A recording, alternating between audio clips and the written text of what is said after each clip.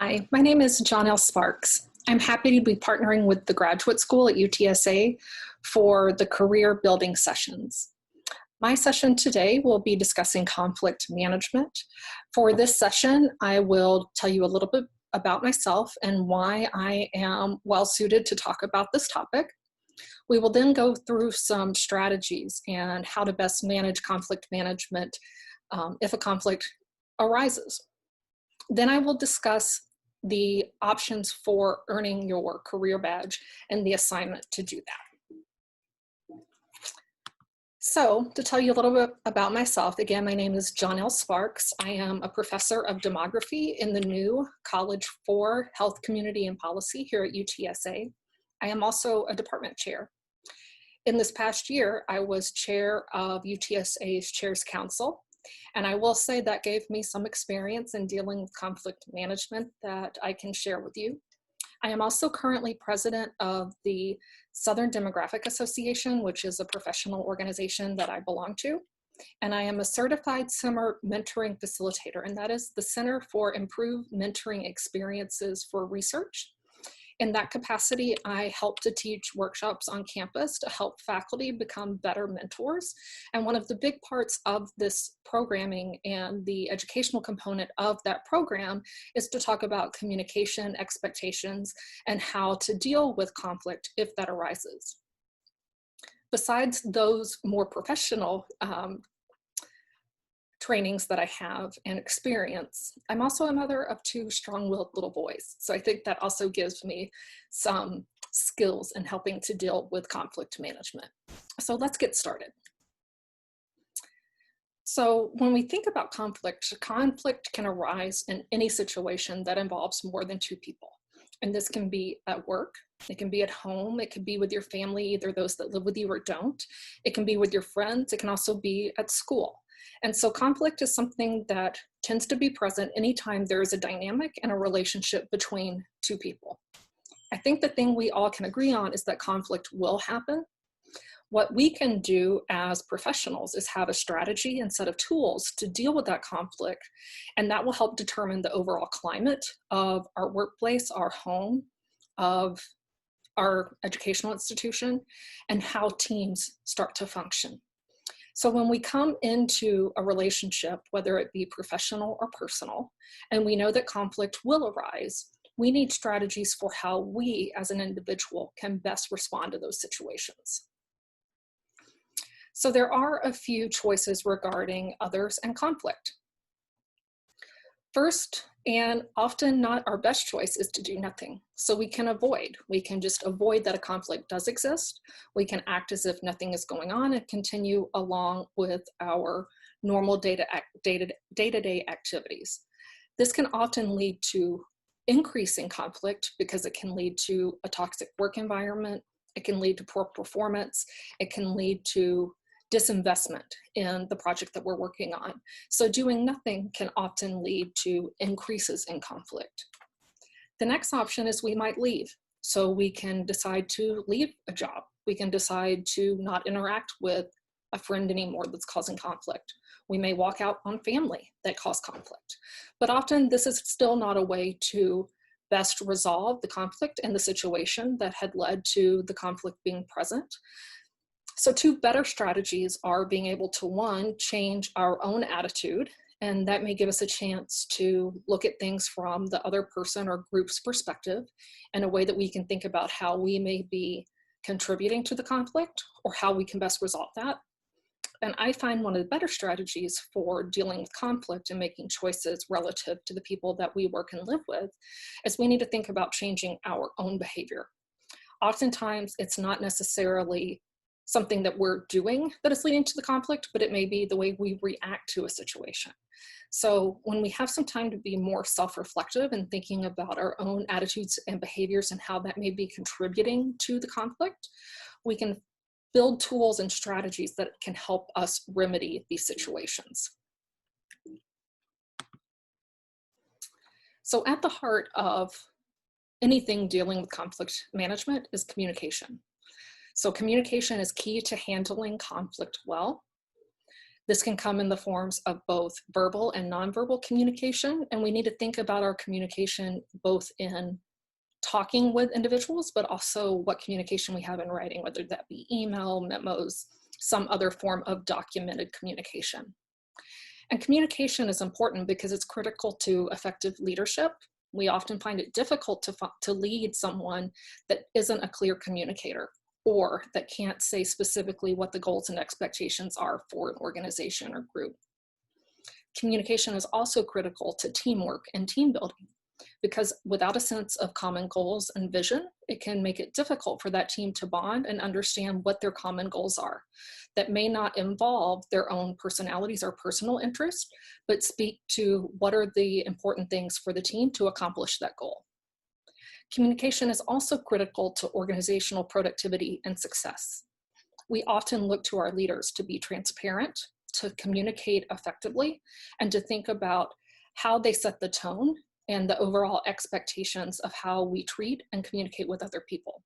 So at the core of conflict management is the need to understand different styles of communication, that we may communicate in ways different than people that we work with, different than our dissertation or thesis advisor, with a different lab manager.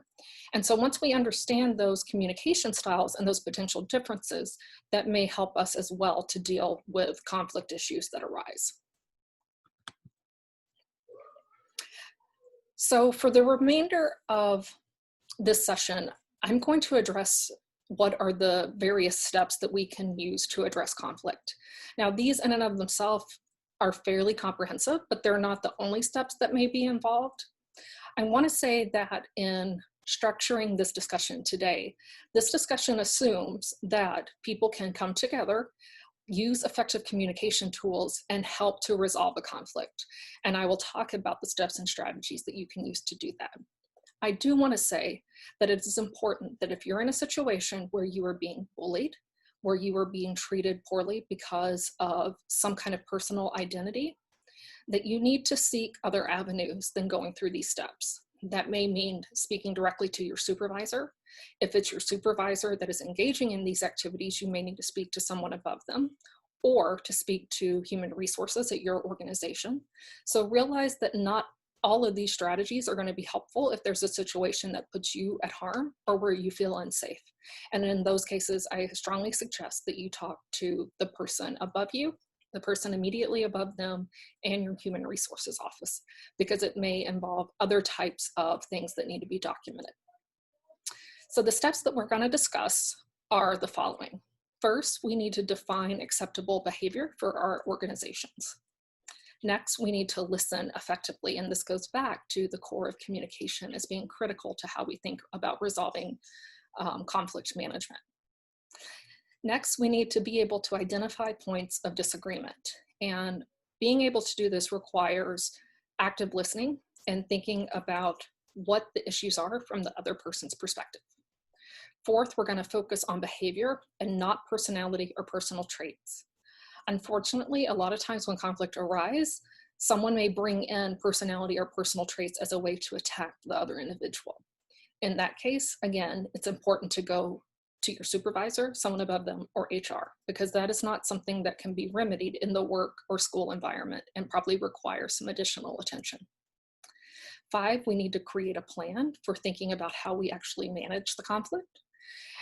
And 6, we don't want to avoid conflict. It's often inevitable. And if we use the strategies and the steps I discussed today, we can often see that this process can help empower others and you through dealing with the conflict. So first, let's talk about defining acceptable behavior. So a manager, professor, thesis advisor, whoever it is that you're working with, lab coordinator, should clearly define acceptable behavior for the workplace. This can be accomplished in a few ways. First, it can help to set the tone. So it can let you know how formal or informal the setting is.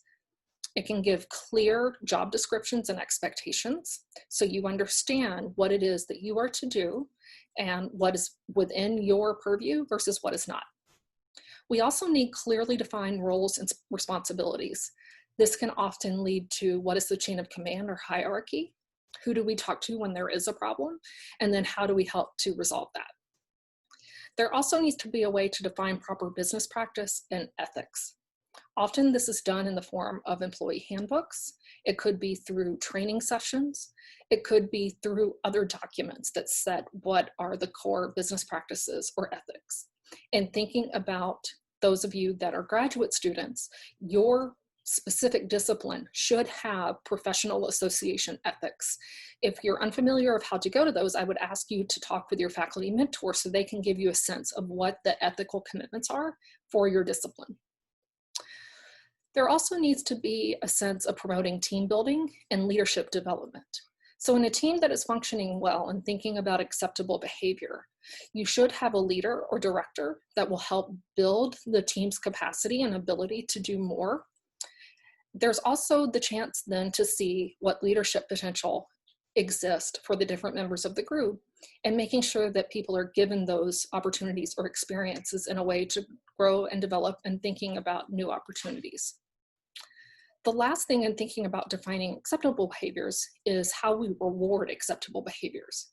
This can be through an annual review process or a project review. And at the end of that, that might result in more responsibilities. It could result in a promotion. And it can also then just lead to personal satisfaction for seeing the work that's done. But in thinking about that and knowing that we may reward acceptable behaviors, we also have to document when there are unacceptable behaviors. And this gives us a tool to be able to go and have effective communication if a conflict were to arise. Because if these elements are present and acceptable behavior is well defined within your organization, your team, your research group, then it's clear when someone violates those. And then there are tools available or maybe strategies of how to deal with those conflicts or with that misbehavior. The next step that will become important if one of those behaviors is violated is to listen effectively. Active listening is a critical skill that must be practiced and developed to address conflict. I would strongly encourage you, if you haven't taken much time to develop your own active listening skills, to Google some options of how to practice active listening.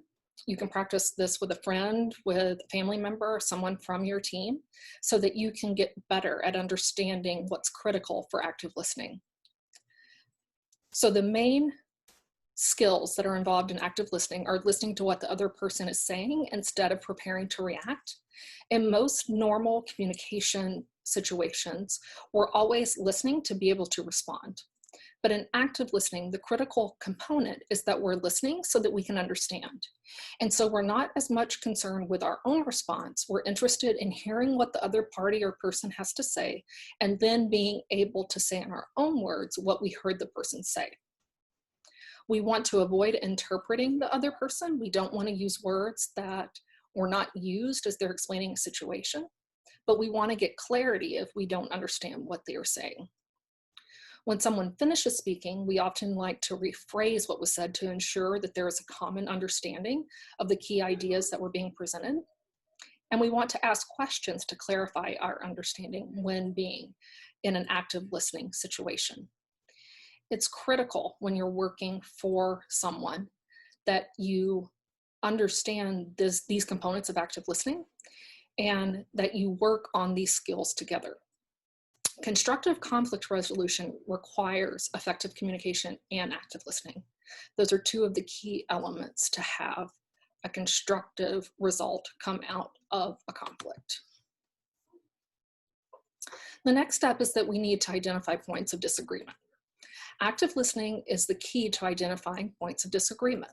This can let us understand when team members have a difference in how they think someone was going about a particular procedure or process to get to a goal. Emotion should not be a part of this discussion, although we may become emotional because we're having a hard time communicating what we see as the disagreement or the key point leading to the disagreement. Persons involved in the conflict should use active listening techniques to identify specific behaviors leading to the conflict.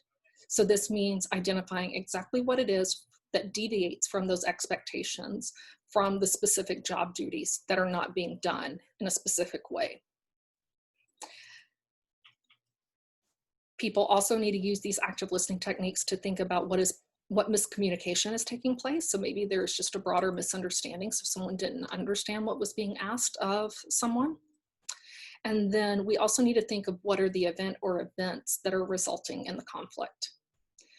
At this point, when we're trying to identify points of disagreement, a third party may be helpful at the stage of conflict management. They can often serve as a guide for the active listening component as you're starting to identify what are the key points leading to the conflict that you're discussing. One important thing that we want to always do when talking about conflict management is, again, we focus on behavior and not on personality traits or personal characteristics. Any discussion related to conflict resolution should focus on very specific behaviors. For example, behaviors may violate workplace practices, expectations, and/or responsibilities. And being able to document those that something has been violated makes it much easier to go to the other person to say that these behaviors are leading to the conflict. Conflict should not focus on a person's personality or other personal characteristics, as these areas can lead to feelings of being personally attacked or result in defensive communication. So when interacting and trying to resolve a conflict, if personal issues are brought to the fore, people will become defensive, and it becomes much more difficult to engage in active listening and to identify the core reasons for the conflict. And often it can escalate and become something more because personal characteristics are being attributed to the conflict. Noting conflict related to specific behaviors can be important for action steps to resolve the conflict. So we need to think about what are the specific behaviors that we can address and maybe give a management plan or to give some ideas of how to help remedy this conflict in the future. So thinking about creating that plan, workplace policies and procedures give a standardized framework for all employees. And it's critical to have these because it sets the boundaries by which all expectations are set for a team, a research lab, for mentors and mentees. These policies and procedures can make it clear what behaviors are leading to a conflict. That could be that there is a misunderstanding in what the next steps are, or there could be issues of misinterpreting what some of those requirements are. Similarly, in thinking about the mentoring relationship for those of you that are graduate students, creating a compact or contract between faculty and students can clearly state expectations, roles, responsibilities, and processes when these relationships do not work out. So it gives an out if for some reason the relationship is not working. But it also is very clear what is expected of the student in the mentor-mentee relationship and what would violate anything in that relationship and make it less productive. One of our last points is not to avoid conflict. When we avoid conflict, it can result in ongoing work problems, an escalation of the conflict. It can create toxic work environments where no one wants to be present. It can lead to overall dissatisfaction or disengagement from work. It can also lead to lost productivity and high turnover employees, which can also lead to new dynamics with conflict. So with appropriate tools and communication to resolve conflict, the experience can lead to empowerment, knowing that someone feels heard, that they had a chance to express their concerns relative to a specific behavior and get a resolution. There can be a reinforcement and understanding of shared goals and values. And overall, at the end of the conflict management, there can be learning because we can learn more about each other. We can learn how to work more effectively as a team or a group, and we can learn how to avoid issues of conflict in the future. So some other points to consider when dealing with conflict management. Don't respond when angry, either in person or by email. I know I myself am guilty of this. When I get an email where someone is engaging in a behavior that's leading to conflict, I often want to respond quickly and squash it. And that often just leads to more problems. So what I have learned is often when it's in person, I may say, let me think about this a little bit, and then let's come back together when we both had some time to think about it and clear our minds, and then we can have a more constructive conversation. With email, I often will draft the email that I would like to send in response to a conflict, but I save it. and I wait 24 hours. And in that 24 hours, if I feel differently with my response than I did initially, I delete it. And so at that point, I have a chance to get out my own frustrations, but I don't send that to escalate the conflict. It's also important to understand that some conflict will not be resolved. I've had this situation myself with faculty and in other kinds of organizations that I volunteer for. Even when given solutions or thinking through ways to resolve a conflict, you can't always get all parties to agree or to come to terms with that and feel comfortable with the decision being made. At that point, it's best to stick to your standards and ethics and follow the procedures and guidelines that you have set and document that something could not be resolved. One of the most important things, and you all know this, is that you can control your behaviors and responses, but we often can't control those of others. In fact, we can't control them. So when we start to see conflict arise and we see that we want to respond in a less than positive way, we have to stop and think about what is our reaction, why are we reacting the way that we are, and how our behaviors may be being perceived in a way that are contributing to this conflict. And so I find that it's often helpful to just take a break, say, let's come back and talk about this when we've had some time to think about it and can identify key points of where we're having our disagreement and how we can come up with a resolution. But I think the main thing is we have to train ourselves to not respond in an overly emotional way or to respond in a way that would escalate the conflict. I think one of the most important things in any kind of communication is that you keep your integrity. And we do this by being consistent. I find for myself, I keep my integrity by being direct so that I don't have anyone working with me, whether that be peers or for people that report to me. They're never left unsure of where they stand on a statement that I've given them or what their responsibilities or expectations are. And I do this the same way with my students. At the beginning of every semester for my doctoral students, I set clear expectations and I hold the students to that, and we revisit those often because it helps to set the tone. And by doing that, they see that I am consistent and that I'm holding them to a very specific standard. Another thing that we have to understand is we may not get our way as part of a conflict resolution. So compromise is often one of the solutions. And that could be that we decide to give a little bit in what we're wanting from the other person, or we think about new strategies to best resolve the conflict. But I think anytime you're going into a situation where you're trying to resolve a conflict, you must be prepared to compromise. Another thing to think about is that collaboration can be difficult, but very rewarding. In saying this, it means that we may identify new ways that we can work with our team or with people we didn't know that we could work with. So helping to have that active listening set some common ground. It also helps us to understand what are our core goals driving us as individuals, but what are we also seeing as our part or our contribution to the team. Those kind of communications and ability to work with one another helps to build that collaboration and can often make your team stronger. One of the last points, and this is something I tell to my kids all the time, is be kind. In any kind of communication, if you can say afterwards that you have been kind and treated the person fairly, you can usually leave that conversation feeling good.